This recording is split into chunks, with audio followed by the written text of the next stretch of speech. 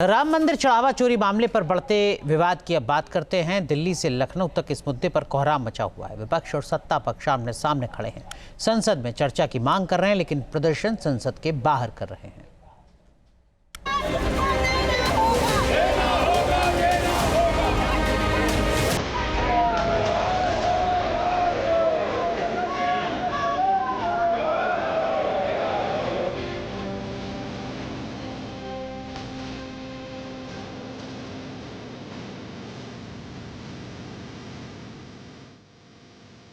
संसद से लखनऊ विधानसभा तक चढ़ावा चोरी के मुद्दे पर पुरजोर सियासत हो रही है।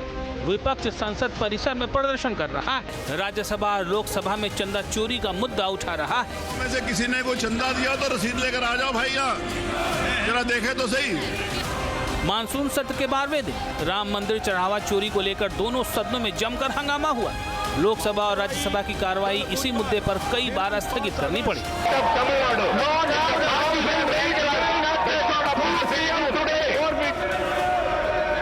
कल 5 अगस्त 2026 को प्रातः 11 बजे तक के लिए स्थगित की जाती है।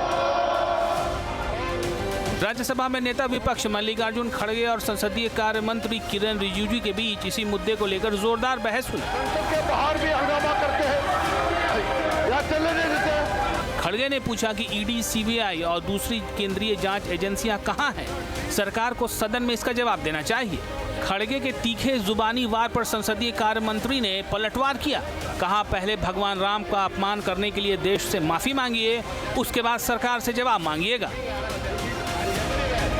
और उसमें जो बहुमूल्य भेंटों, नगद दान, जमीन खरीद और प्रबंधन को लेकर गंभीर आरोप सामने आए हैं। ये करोड़ों श्रद्धालुओं की आस्था की विषय है। ईडी, सीबीआई, और अन्य केंद्रीय जांच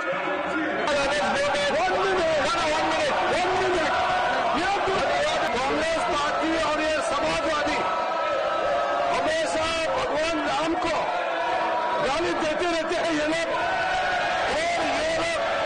राम मंदिर का विरोध करते रहते थे और दुनिया को बताते हैं कि राम कल्पनीय है, भगवान राम को ये मानते नहीं है। आज ये चंदा चोरी का नाटक करके गुमराह करने की कोशिश करता है।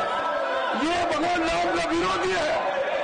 भगवान राम का विरोधी कांग्रेस और समाजवादी और कम्युनिस्ट पार्टी क्या बात करते हैं? भगवान राम का विरोधी है ये लोग, और आज गुमराह करते हैं। पहले देश से माफी मांगे। भगवान राम को जो गाली दिया है उसके लिए आप लोग पहले देश से माफी मांगो, फिर बाकी बात करो। संसद के अंदर जहां चढ़ावा चोरी पर तीखी बहस हो रही थी, वहीं संसद के बाहर विपक्ष दान पेटी रखकर प्रदर्शन कर रहा था।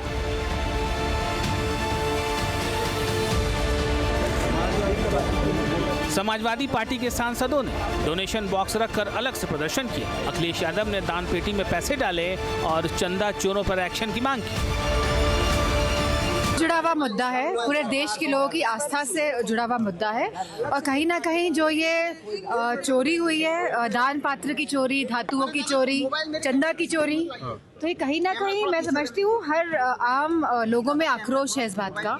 साधु को चोर दिखाना, एक साधु को घसीटना, साधु को मारने की कोशिश करना पार्लियामेंट के प्रांगण में किया जा सकता था क्या? आप सोचिए, केवल हिंदुस्तान नहीं, विश्व जल उठता।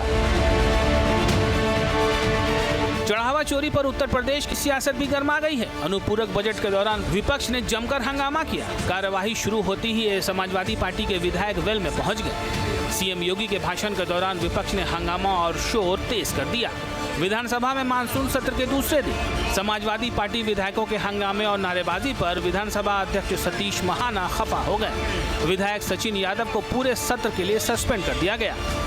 अयोध्या के जिस चढ़ावा चोरी से जुड़े हुए प्रकरण की बात आई थी, सरकार ने गंभीरता से लिया था, क्योंकि आस्था का विषय अयोध्या है। लेकिन उस सब के बावजूद इनके द्वारा राम भक्तों को अपमानित करना, भारत की सनातन आस्था पर प्रहार करना, संसद के अंदर समाजवादी पार्टी और कांग्रेस के सांसदों और नेताओं का जो आचरण रहा है, संतों के प्रति जिस प्रकार के आक्षेप वहां किए गए, ये सीधे सीधे सनातन धर्म का अपमान है।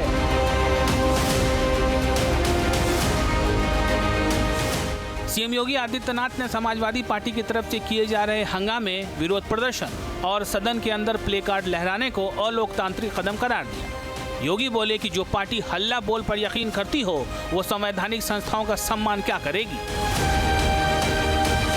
जो अपमानजनक व्यवहार सदन के अंदर समाजवादी पार्टी का था, वो अत्यंत निंदनीय है।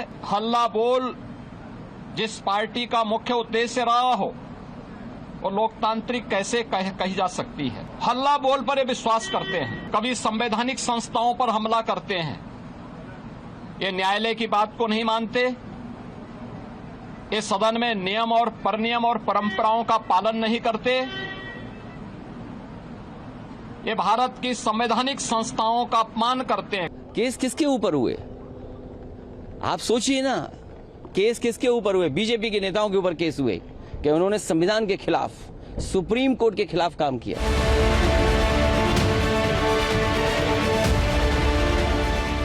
यूपी विधानसभा हो या देश की सबसे बड़ी पंचायत, राम मंदिर चढ़ावा चोरी के मुद्दे पर विपक्ष का प्रदर्शन लगातार जारी है। संसद का कामकाज सुचारू रूप से नहीं हो पा रहा है। मानसून सत्र के पिछले 12 दिनों में सदन की कार्यवाही कई बार स्थगित करनी पड़ी है। News nation.